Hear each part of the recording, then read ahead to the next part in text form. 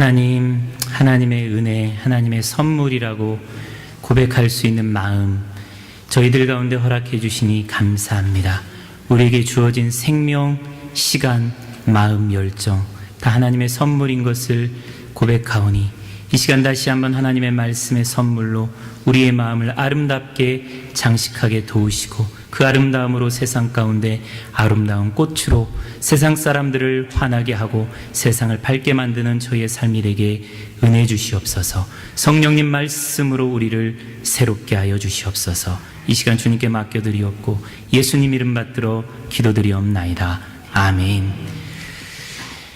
2013년 마지막 주 하나님 주시는 말씀은 요한복음 13장 1절의 말씀입니다. 제가 하나님 말씀 받들어 읽겠습니다. 하나님 말씀 경청하시기 바랍니다. 요한복음 13장 1절의 말씀입니다. 6월절 전에 예수께서 자기가 세상을 떠나 아버지께로 돌아가실 때가 이른 줄 아시고 세상에 있는 자기 사람들을 사랑하시되 끝까지 사랑하시니라. 아멘. 하나님의 말씀입니다. 우리 한 목소리로 함께 요한복음 13장 1절 말씀을 받들어 읽겠습니다. 함께 읽습니다. 6월절 전에 예수께서 자기가 세상을 떠나 아버지께로 돌아가실 때가 이른 줄 아시고 세상에 있는 자기 사람들을 사랑하시되 끝까지 사랑하시니라. 아멘. 우리 말씀 듣기 전에 우리 사랑하는 성도님들과 다시 한번 사랑 인사 나누시겠습니까? 예배 오신 여러분들을 주 안에서 환영합니다. 반갑습니다. 오늘은 요한복음 13장 1절 말씀을 중심으로 하늘을 향해 화살과 노래를 쏘라. 제목 너무 좋지 않습니까? 시에서 나오는 구절이기 때문에 그런데요. 하늘을 향해 화살과 노래를 쏘라라는 제목으로 함께 하나님의 은혜 나누기를 원합니다. 2013년을 마무리하는 시점 가운데 우리가 도달해 있는데요. 속담에 이런 속담이 있습니다. 구슬이 서말이라도 깨어야 보배다. 그죠? 구슬이 아무리 많아도 그것을 잘 엮어야 보배가 된다라는 이 속담입니다. 이것은 마무리, 끝맺음이 참 중요하다. 그것을 이야기하는 속담이죠. 또 중국 진나라의 역사를 기록하고 있는 진서에 보면 소인은 시작은 있으되 끝이 없다. 그런 말이 있습니다.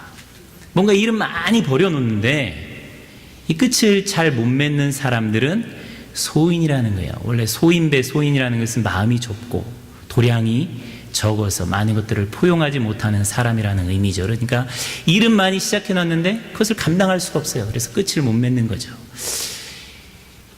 우리가 2013년 보내면서 참 지혜가 필요한 것 같습니다. 악순환하는 것들은 끊어야 되거든요. 끊어내야 우리가 새로운 시작을 맺을 수가 있습니다. 그런데 좋은 것은 끝맺고 나쁜 것은 끝맺지 못하는 그런 어리석음을 범할 수가 있습니다. 그래서 우리에게 분별의 영, 분별의 지혜가 참 필요한 시기가 연말이라는 생각을 하게 됩니다. 이 19세기 미국의 아주 유명한 시인이었던 헨리 롱펠로우가 이런 말을 남겼습니다. 시작하는 재주는 위대하지만 마무리 짓는 재주는 더 위대하다. 마무리, 매듭 짓는 거, 이것을 잘하는 사람이 위대한 삶을 살아가는 사람이라고 그렇게 이야기한 것입니다. 우리가 어떻게 하면 이 위대한 끝맺음, 위대한 마무리를 할 수 있을까? 오늘은 예수님의 제자들, 예수님, 사도 바울의 예를 통해서 하나님이 주시는 그런 영감을 같이 얻을 수 있기를 원합니다. 제가 청년부 시절에 만났던 한 자매가 있는데요. 이 자매는 크리스마스 때가 되면 회사로부터 휴가를 얻습니다. 중간에 월차나 여름에 있는 휴가 조금 줄여서 연말에 휴가를 얻어서 수도원에 들어갑니다. 개신교 수도원이든 아니면 가톨릭 수도원이든 이렇게 수녀원, 수도원 가리지 않고 연말 연시를 수도원에 가서 보냅니다. 그 자매가 왜 그런 일을 하기를 시작했나? 이 마가복음 6장 31절 말씀을 읽다가 하나님이 주시는 음성과 깨달음이 있었기 때문입니다. 이르시되 너희는 따로 한적한 곳에 가서 잠깐 쉬어라 하시니 이는 오고 가는 사람이 많아 음식 먹을 겨를도 없음이라. 예수님께서 제자들을 보시고 음식 먹을 겨를도 없이 바쁘게 돌아다니는 것을 보신 다음에 주님께서 말씀하신 거예요. 한적한 곳에 가서 잠깐 쉬어라. 이 말씀을 이 자매가 읽는데 예수님의 그 마음과 눈길이 느껴지더라는 거예요. 너무너무 나를 불쌍히 여기는 그 눈길, 나를 안타깝게 보는 그 눈길, 그것이 느껴지더라는 거예요. 정말로 음식 먹을 겨를도 없이 직장에서 아침부터 저녁까지 늦게까지 일하는 자기 모습을 보시고 주님께서 안타깝게 하시는 말씀, 한적한 곳에 가서 잠깐 쉬어라. 자기를 위해서 주시는 말씀처럼 들려져서 그 즉시로 순종하는 마음으로 수도원으로 달려가서 쉼을 가졌다라는 그런 고백이었습니다. 우리 이민자들 이렇게 살아갑니다. 오고 가는 사람이 많아 음식 먹을 겨를도 없이 아침부터 늦게까지 저렇게 바쁘게 살아가요. 근데 많은 이민자들은 저걸 복이라고 생각합니다. 그렇지 않습니까? 아침, 점심 먹을 겨를도 없이 손님들이 많이 와야 돈을 많이 벌으니까 저렇게 되기를 꿈꾸며 저렇게 되기를 기도하며 살아갑니다. 사실 실업자들이나 정말 너무 장사가 안 돼서 힘든 사람들에게는 저게 기도 제목이죠. 오고 가는 사람이 많아 음식 먹을 겨를도 없이 잘 되게 해주십시오. 이게 기도 제목이 될 수가 있습니다. 그런 복을 꿈꾸면서 아침부터 저녁까지 혹시 일한 사람들이 있다면 이 시간 이 마가복음 6장 32절에 주님의 말씀을 한번 귀를 기울여 들어보시기 바랍니다. 따로 한적한 곳에 가서 잠깐 쉬어라. 주님은 그런 제자들을 불쌍히 여기셔서 이렇게 말씀하세요. 따로 한적한 곳에 가서 잠깐 쉬어라. 우리는 연말이 될 때 한 해를 돌아봅니다. 한 해를 돌아보면서 반성을 하고 바꿔야 될 것들 바꿔야 되겠다 이런 생각을 합니다. 그런데 많은 사람들이 회개하고 반성을 할 때 이렇게 회개하고 반성해요. 올해는 좀 열심히 살지 못했는데 내년에는 더 열심히 살아야 되겠다. 올해는 좀 불성실하게 보냈는데 내년에는 더 성실하게 보내야 되겠다. 올해는 좀 게을렀는데 내년에는 좀 더 부지런해져야 되겠다. 내가 6시에 일어났는데 5시 반에 일어나야 되겠다. 그런 식으로 생각하면서 반성을 합니다. 물론 그런 태도도 옳을 수가 있습니다. 그런데 우리 주님은 그렇게 말씀하지 않으세요. 그 전에 얘들아 좀 한적한 곳에 가서 잠깐 쉴 수 없겠니? 그렇게 말씀하시는 이 예수님의 마음, 그 마음이 뭐겠습니까? 더 열심히 살아야 된다. 더 성실히 살아야 된다. 더 노력해야 된다. 우리 너무 스트레스 받고 살아가는 거 아닙니까? 주님은 그렇게 말씀하세요. 좀 가서 좀 쉬면 좋겠다. 그게 2013년을 마무리하면서 주님이 우리에게 주시는 말씀이 아닐까 싶습니다. 한국 사람들은 잘 못 쉰다고 해요. 왜? 쉬면 죽는 거라고 생각하고, 쉬면 뒤떨어지는 거라고 생각하고, 쉬면 내가 쓸모없는 사람이라고 생각을 하고, 꼭 비교해서 경쟁이 처지는 것 같이 무기력한 사람처럼 느껴지기 때문에 잘 못 쉰다는 거예요. 그리고 쉬어도 사람들이 일로 쉰다는 겁니다. 스키장 가고 여행 가고 어디 놀러 가고 이런 걸 쉬는 거라고 생각을 하나요? 뭔가 바쁘게 돌아다니는 게 그냥 일만 안 하고 뭔가 바쁘게 하는 거, 이것을 쉼이라고 생각을 한다는 거죠. 그런데 진정한 쉼은 그게 아닙니다. 자기를 돌아보고 자기의 마음과 자기의 영혼이 새로워지는 것, 리프레시 되는 것, 그것이 진짜 쉼인 것이죠. 그리고 이렇게 쉴 때 다른 사람에게 쉼을 줄 수가 있습니다. 잠깐 쉬라는 말씀에 이어지는 이 마가복음 6장 37절 말씀에 주님은 그렇게 말씀해요. 너희가 먹을 것을 주어라. 진정한 쉼을 가진 제자들에게 주님께서 주시는 말씀은 너희가 먹을 것을 주라는 거예요. 그러니까 먹을 것을 줄 정도로 쉬지 않은 사람은 진정한 쉼을 갖지 못한 것입니다. 여러분, 여기서 먹을 것을 주라는 것은 그냥 육의 양식만을 의미하는 것이 아니죠. 마음의 평안, 기쁨, 안식, 이것을 주는 것을 의미합니다. 쉼을 통해서 내면의 평화를 회복한 사람이 옆에 사람에게 평화를 줄 수가 있습니다. 나도 평안을 누릴 수 없는데 어떻게 다른 사람에게 평안과 평화를 줄 수가 있겠습니까? 내 안에 평화가 없는 사람, 내 마음에 쉼이 없는 사람은 자꾸 옆에 있는 사람을 득달해요. 괴롭힙니다. 내 마음에 평화가 없기 때문에, 내 마음이 분주하기 때문에 자꾸 옆에 사람을 분주하게 만드는 그런 삶을 살아가게 됩니다. 제가 1월에 도서로 산 책 중에 하나가 이재철 목사님이 쓰신 사명자, 초신자, 성숙자, 이제 세 번째 사명자라는 책을 내셨는데, 목사님의 25년의 목회를 총 결산하는 책이다. 그런 카피가 붙어 있는 책입니다. 여러분 나가시면서 한번 읽어보시기 바랍니다. 근데 이분이 그 책의 서두에 가장 한국 기독교에 대해서 안타깝게 생각하는 것에 대해서 말씀을 하십니다. 이렇게 말씀하세요. 기독교는 구도의 종교인데 시장의 종교로 전락했다. 기독교는 구도자의 종교인데 시장에서 물건을 사고 파는 사람의 종교로 전락했다. 그렇게 얘기해요. 요한복음 1장 1절 말씀을 보면 태초에 말씀이 계시니라. 이 말씀이 하나님과 함께 계신 이 말씀은 곧 하나님이시니라. 이렇게 말씀이 되어 있는데요. 이 1887년에 중국에 선교사로 왔던 로스 선교사가 처음 번역했던 로스역 성경에는 요한복음 1장 1절을 이렇게 번역하고 있습니다. 처음에 도가 있되 도가 하나님과 함께하니 도는 곧 하나님이라. 기독교는 도의 종교라는 거예요. 곧 예수가 도고 예수를 추구하는, 도를 추구하고 도와 함께하는 종교가 바로 예수님을 믿는 기독교라는 거예요. 그런데 이 기독교인들이 도를 버렸어요. 도를. 그래서 다른 증산도나 이런 사람들한테 도를 다 빼앗겼습니다.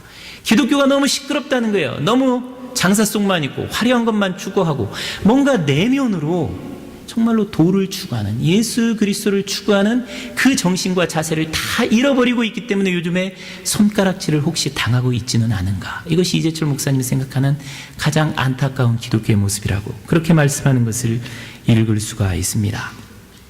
연말연시 우리는 너무 바쁘게 지냅니다. 여행 가고 TV 보고 쇼핑하고 정신없이 지날 때가 많습니다. 교회도 마찬가지예요.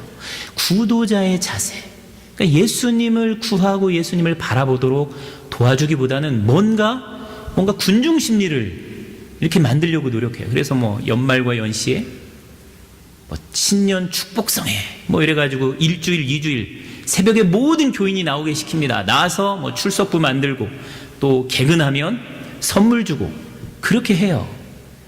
근데 과연 그렇게 하면 남는 것이 무엇일까? 개근상밖에 안 남습니다. 개근했다라는 그 결과밖에 남지 않아요. 과연 예수님을 만나느냐? 저도 우리 교회 너무 새벽기도 안 나오니까 그런 거 한번 해볼까 생각을 했어요. 근데 이민자들 그거 해봤자 피곤하기만 합니다. 마음에 불평밖에 생기지 않아요. 왜 이런 걸 해서 바쁘게 하나? 마음에 예수님이 주시는 기쁨과 평안을 잃어버리는 경우가 많습니다.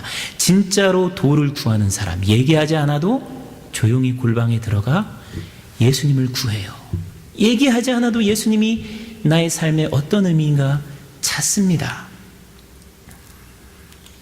그렇게 도를 구할 때 우리 주님 주시는 영혼의 쉼, 영혼의 평안을 얻게 되는 것입니다. 사랑하는 성도 여러분, 정말 이때만이라도 조금 쉬어보세요. 가게 며칠, 제가 연말마다 이 설교를 하는데 가게 며칠 닫았다고 망하지 않습니다. 고객들 다 도망가지 않아요. 거기다 써놓으세요. 내가 예수를 찾기 위해서 잠시 쉰다. 당신도 예수를 찾아봐라. 그럼 그 사람들 도망가지 않을 거라고 봅니다. 여러분, 1년 지나면서 많은 사람들이 자기를 돌아봅니다. 자기를 돌아볼 때 이렇게 돌아봐요. 지난 한 해 좋았던 일, 좋지 못했던 일, 성공했던 일들, 실패했던 일들, 아쉬웠던 일들, 섭섭했던 일들, 나에게 잘해준 사람들, 잘못해준 사람들, 이렇게 돌아옵니다. 근데 그 관점은 구도자의 관점이 아닙니다. 구도자의 관점이 아닌 이유는 뭐냐면 그렇게 돌아보는 것은 다 자기 기준이기 때문이에요. 나한테 좋았던 일, 내가 생각했을 때 성공한 일, 내가 생각했을 때 좋지 않았던 일, 나한테 섭섭하게 해준 사람, 나한테 잘해준 사람, 내가 기뻤던 거, 내가 기쁘지 않았던 거, 이게 다 자기중심적인 거예요. 그러니까 자기라는 거울에 비추어 보는, 뒤돌아보는 것, 이것은 진정한 이 뒤돌아봄이 아닙니다. 우리가 관점을 바꿔야 돼요. 자기라는 거울에 자기를 비춰보면서 연말을 보내는 것이 아니라 하나님이라는 거울에 자기를 비추어 봐야 돼요. 그게 구도자의 관점인데요. 하나님이 보실 때 지난 한 해 동안 섭섭한 것은 없으셨을까? 하나님이 보실 때 나를 보시고 기뻐했던 것들은 무엇일까? 하나님이 보실 때 나한테 마음 아파하셨던 것은 무엇이었을까? 하나님이 보실 때 참 이렇게 했으면 너무너무 좋았을 걸 하는 아쉬운 부분은 무엇일까? 그렇게 질문을 해야 됩니다. 그게 구도자의 관점이에요. 하나님의 거울로, 예수님이라는 거울로 나를 비춰볼 때만이 나를 진정은 발견할 수 있고요, 영혼의 쉼과 영혼의 평안을 얻을 수가 있습니다. 나라는 기준으로 자기를 돌아보면 손가락질하게 됩니다. 다른 사람 손가락질하게 되고, 자기 자신의 무능력에 대해서 한탄할 수밖에 없고, 자기 자신의 할 수 없는 모습에 대해서 절망할 수밖에 없어요. 그러나 하나님이라는 거울에 비춰보면 우리가 하나님의 은혜라고 고백할 수밖에 없었던 것처럼 이렇게 실패할 수밖에 없고, 이렇게 무기력할 수밖에 없고, 이렇게 나약할 수밖에 없는 나를 붙들어 주신 그 하나님의 은혜 때문에 감사하고 감격하게 되는 것입니다. 어린 시절 여러분 빗물로 머리를 감아보신 분들이 있으실 겁니다. 저도 어린 시절 빗물로 머리를 감아본 기억이 있는데요, 빗물을 비가 올 때 받아요. 요즘에 비가 굉장히 많이 오는데 큰 항아리 밖에다 내놓거나 아니면 처마 물 떨어지는데 그릇을 갖다 놓습니다. 그러면 뭐 지붕에서 더러운 것들 같이 떨어집니다. 그러면 이 빗물, 고인 빗물에 별 더러운 것이 다 있어요. 그걸로는 머리를 감을 수가 없습니다. 하루 이틀 정도 밖에다 그냥 내어놓으면 더러운 것들이 싹 가라앉아요. 바닥을 보면 시커매요. 그런데 물은 맑아요. 그 물을 떠서 머리를 감으면 머리가 참 잘 감깁니다. 여러분, 연말의 시간 어디 놀러 갈 생각, 어디 막 돌아다닐 생각 그러지 마시고요, 그냥 조용히 하나님 앞에 자기 자신의 내면을 좀 가라앉히는 시간을 좀 가질 수 있기를 바랍니다. 막 돌아다니다가 보면은요, 여러분 빗물이 막 흔들면 다시 밑에 가라앉았던 거 다 올라옵니다. 그걸로 머리 감을 수가 없어요. 여러분 분주하게 돌아다니면 2013년에 묵었던 그 더러운 것들이 다 올라와서 그냥 2014년으로 같이 가게 되어 있어요.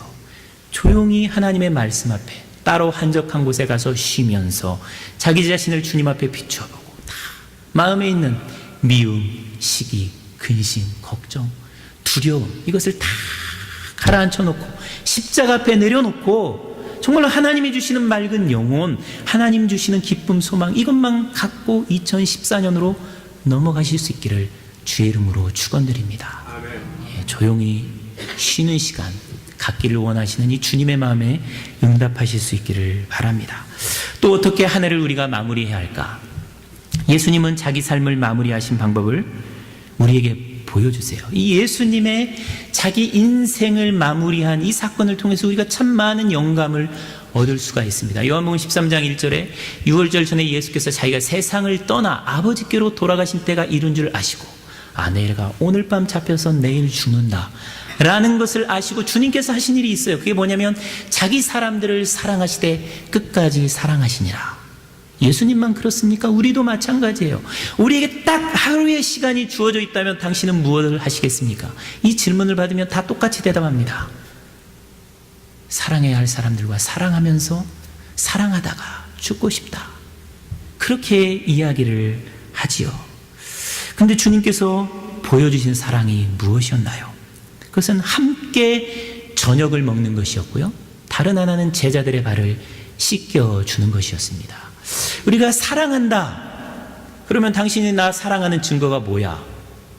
그러면서 많은 사람들이 사랑의 증거를 요구합니다. 그러면서 사랑의 증거라고 보여주는 것들이 뭐예요? 선물, 어디 같이 좋은 공연 가는 거, 어디 놀러 가는 거, 그것을 사랑이라고 얘기하고 그것을 사랑의 표현이라고 합니다. 그거 안 해주면 되게 섭섭해요. 저희가 결혼기념일이 12월 저쩌고였어요.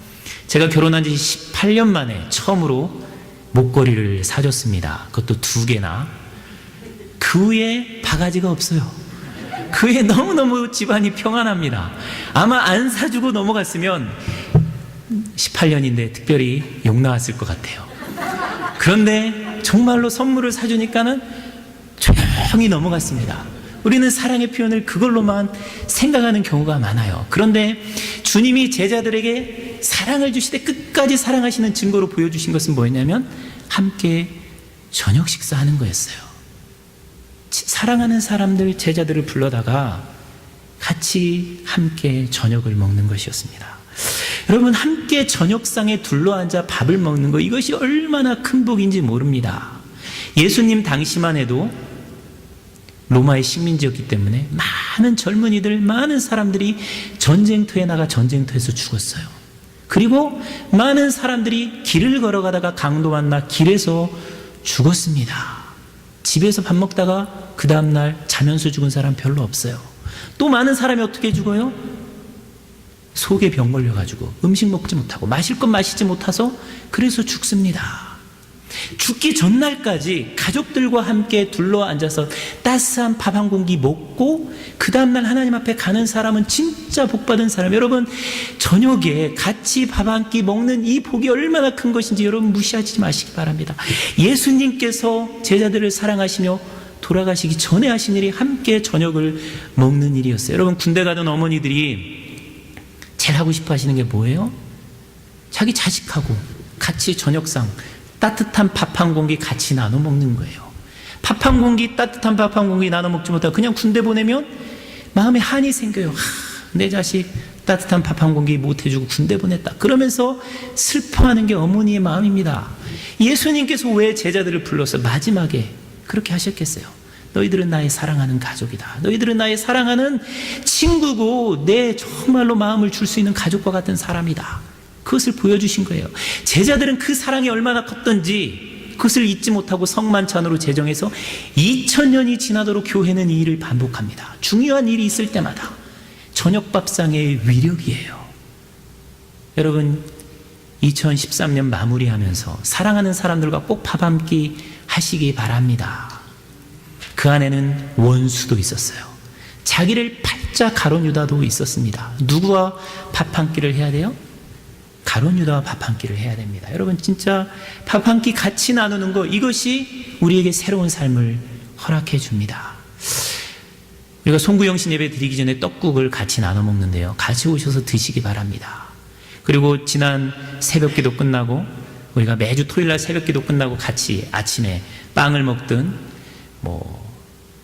친교를 나누는데 지난주에는 이 팥죽을 먹었습니다. 제가 이렇게 돌아보면 참 동화 속에 나오는 행복한 그런 꿈과 같은 장면이다, 그런 생각이 들어요. 같이 10명이 모여 앉아서 팥죽을 나누는 그 새벽 기도의 풍경 얼마나 아름답습니까? 여러분, 주님이 주시기를 원하시는 그 아름다운 풍경을 여러분의 마음과 여러분의 가정에 담아보실 수 있기를 바랍니다. 또 주님께서 마지막 보여주신 것은 세족식이었습니다. 제자들의 발을 씻어주셨는데 이것은 우리가 잘 알다시피 제자들의 죄를 씻어주시는 의미였습니다. 특별히 가룟 유다도 발을 씻어주셨어요. 떡을 주시고 발을 씻어주셨습니다. 용서해 주신 거죠. 그러면서 제자들에게 14절과 15절에 이런 당부를 남기십니다. 내가 주와 또는 선생이 되어 너희 발을 씻었으니 너희도 서로 발을 씻어주는 것이 옳으니라. 내가 너희의 행한 것 같이 너희도 행하게 하려 하여 본을 보였노라.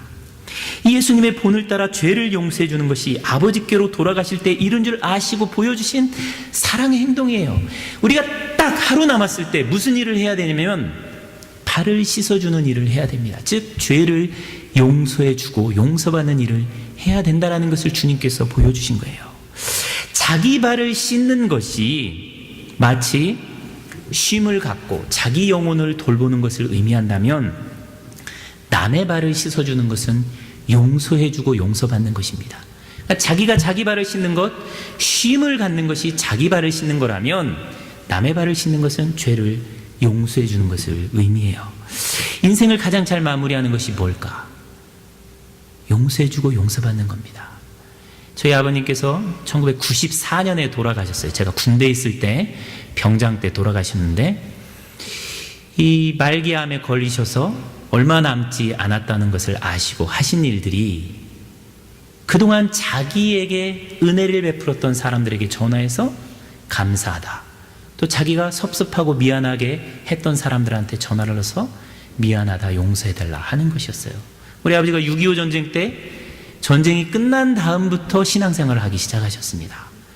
얼마나 많은 목회자들, 살아있는 분들도 계실 것이고 전도사님들도 많이 계셨을 거예요. 분명히 상처 준 일들도 있을 것이고 굉장히 은혜 받은 일들도 있었을 것입니다. 다 어떻게 찾았는지 찾아서 전화하다가 돌아가셨다는 거예요. 감사합니다, 미안합니다, 사랑합니다, 그 말 하시고 돌아가셨다는 거예요. 저는 저희 아버지가 진짜 크리스찬이었다라고 믿습니다. 여러분, 이제 곧 하나님 볼 건데 이제 내가 얼마 안 있으면 하나님 볼 건데 어떻게 하나님을 만나야 하겠습니까? 예, 자기가 세상에서 지은 죄를 털어버리고 용서하고 용서받고 하나님 앞에 가는 것, 이게 가장 잘 준비하는 것 아니겠습니까? 여러분, 2013년 지나가면서 발을 씻어주세요. 그리고 여러분의 발을 씻음 받으시기 바랍니다. 용서하시고 용서받아야 돼요. 어떻게 2013년에 가지고 있는 원한을 2014년까지 가지고 갈 수 있겠습니까? 우리 주님에게 남겨진 단 하루의 시간 동안에 주님이 하신 일 잘 묵상해 보시기 바랍니다. 자기 제자들을 끝까지 사랑하셨는데 그 사랑하신 일이 저녁이 있는 풍경, 어느 대선 후보의 모토였는데 저녁이 있는 풍경을 만들어 주셨고 제자들의 발을 씻어 주신 일이었습니다. 올해가 가기 전에 꼭 같이 밥 먹어야 할 사람들 밥 드시고 또 서로 발을 씻어 주시는 복된 마무리가 될 수 있기를 주의 이름으로 축원드립니다. 마지막으로, 조금 설교가 길어지는데요, 마지막으로 사도 바울의 삶을 통해서 한 해의 마무리를 어떻게 해야 될까 묵상할 수 있기를 원합니다. 이 디모데후서 4장 6절에 보면 전지와 같이 내가 벌써 부어지고 나의 떠날 시각이 가까웠도다, 이렇게 고백합니다. 사도 바울이 죽기 전에 뭐 했는지 우리는 알 수가 없어요. 그러나 디모데후서를 통해서 볼 때 떠날 시각이 가까웠다라고 하면서 한 말들이 있어요. 디모데에게 너는 어서 속히 와라. 그리고 디모데후서 4장 13절에 또 책은 특별히 가죽종에 쓴 것을 가지고 와라. 여기서 책은 성경책입니다. 그러니까 사도 바울은 죽기 전에 사랑하는 사람과 또 사랑하는 책을 가까이 두고 죽음을 준비하기를 원했던 것을 볼 수가 있습니다. 사랑하는 사람과 사랑하는 성경책을 읽으면서 죽음을 준비하는 거예요. 인생을 마무리하는 것이죠. 그런데 우리가 이것을 어떻게 할 수 있었어요? 편지를 썼기 때문입니다. 어떻게 보면 사도 바울은 편지를 쓰면서 인생을 마무리했던 것을 볼 수가 있습니다. 아니, 사도 바울은 일이 끝날 때마다, 아니 어떤 일이 있을 때마다 편지를 썼어요. 사도 바울은 편지 쓰는 인생을 살았습니다. 여러분, 2013년 마무리할 때 제가 권면하는 것은 편지 한번 써보세요. 글로 한번 사랑의 마음을 표현해 보시기 바랍니다. 사랑하는 남편에게, 아내에게, 사랑하는 자녀에게 매년 연말에 그 편지를 쓴다면 그것이 기록이 될 것입니다. 그리고 후세에 분명히 의미가 있게 될 줄 믿습니다. 여러분, 우리가 2013년에서 14년으로 넘어간 송구영신 예배 때 우리 교회는 헌금은 하지 않아도 기도 제목을 써서 주님 앞에 봉헌하는 시간을 갖습니다. 그때 편지를 써서 봉헌해 보시기 바랍니다. 하나님께, 사랑하는 남편에게, 사랑하는 아내에게, 사랑하는 누구누구에게 편지를 써서 가져가서 해서 하나는 복사해서 자기가 갖고 하나는 하나님 앞에 내보세요. 그러면 분명 여러분의 마음이 달라질 거예요. 우리들 가운데 이런 질문을 하시고 의문을 품는 분들이 있으실 겁니다. 잠깐 가서 한적한 곳에 쉬는 것이 무슨 의미가 있을까? 한번 밥 먹고 한번 용서해주고 편지 한번 쓰는 것이 무슨 의미가 있을까? 그런 분들에게 오늘 시를 하나 들려주기를 원합니다.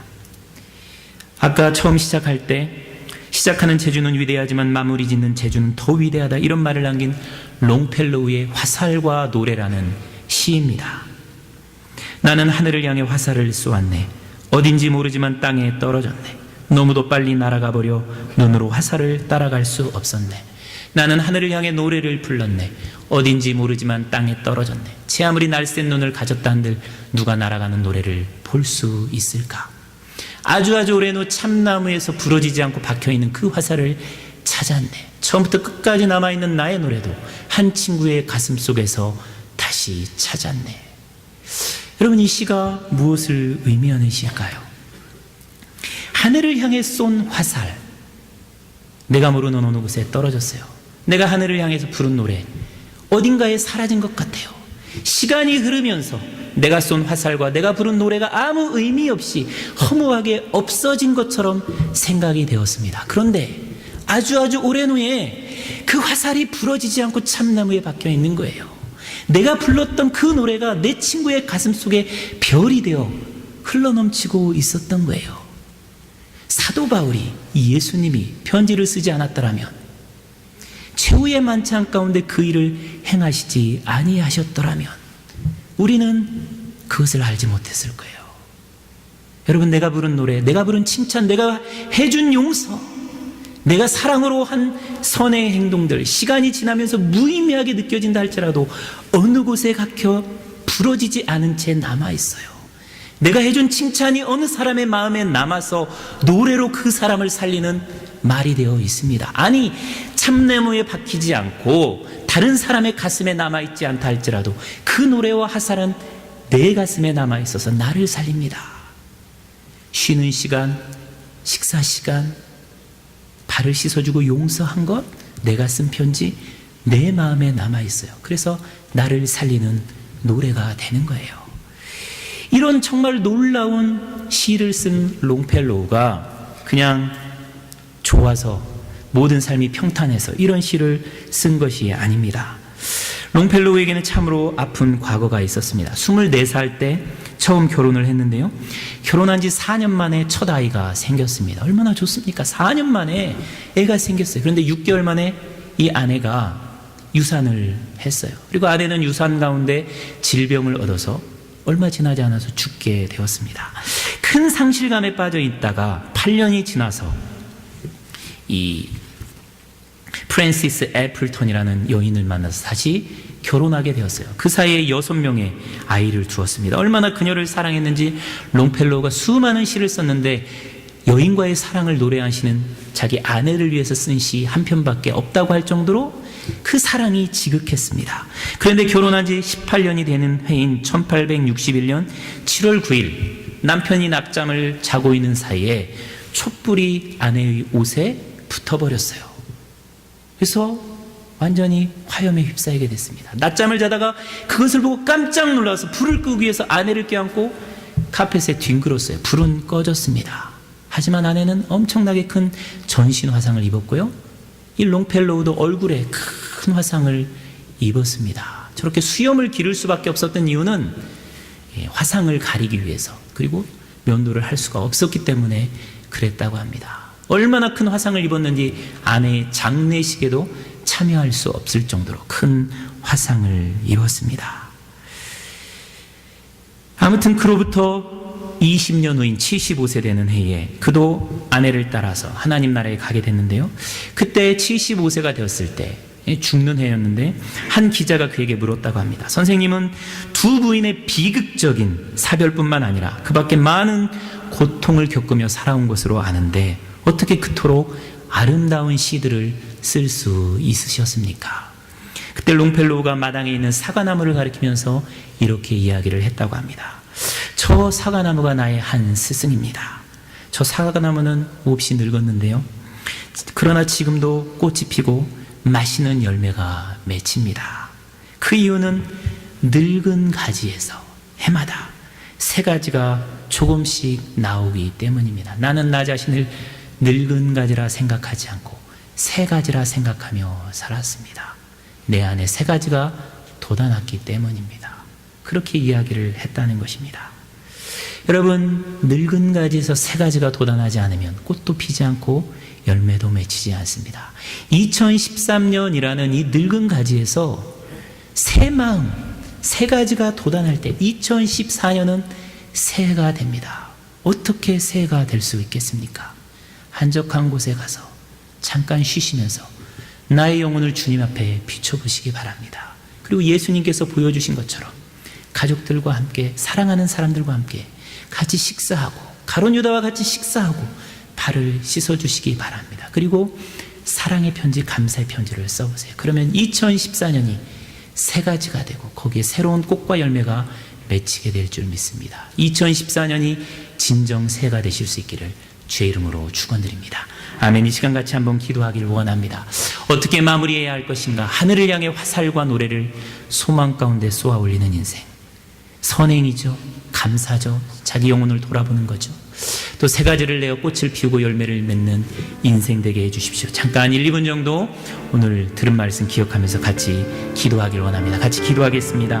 지금은 모든 일을 합력하여 선을 이루시고 형통하게 하시는 우리 주 예수 그리스도의 은혜와 아들을 주시기까지 우리를 사랑하신 아버지 하나님의 그 크신 사랑과 우리 성령님의 감동 감화 충만하신 은혜의 역사가 오늘 말씀처럼 한적한 곳에 가서 쉬면서 주님 앞에서 나의 마음을 돌아보고 영혼의 묵은 때와 묵은 죄악들은 다 버리고 새 마음으로 2014년을 맞이하기를 소망하며 또 주님께서 본을 보여주신 것처럼 사랑하는 사람들과 만찬을 나누며 발을 씻어주며 또 사랑하는 사람들에게 사랑의 편지를 정말로 전해주며 그것이 언젠가는 열매 맺히고 어느 누구의 가슴에서 빛날 것을 소망하며 그 아름다운 일들을 할 것을 다짐하며 세상을 향하여 나아가는 우리 사랑하는 한뜻사랑의 성도들 머리머리 위에 우리 성도들이 만나는 모든 사람들과 하는 그 모든 일들 가운데 오늘 처음 우리 교회를 방문한 우리 사랑하는 주의 백성들 가운데 지금부터 영원토록 함께 하시기를 간절히 축원하옵나이다. 아멘.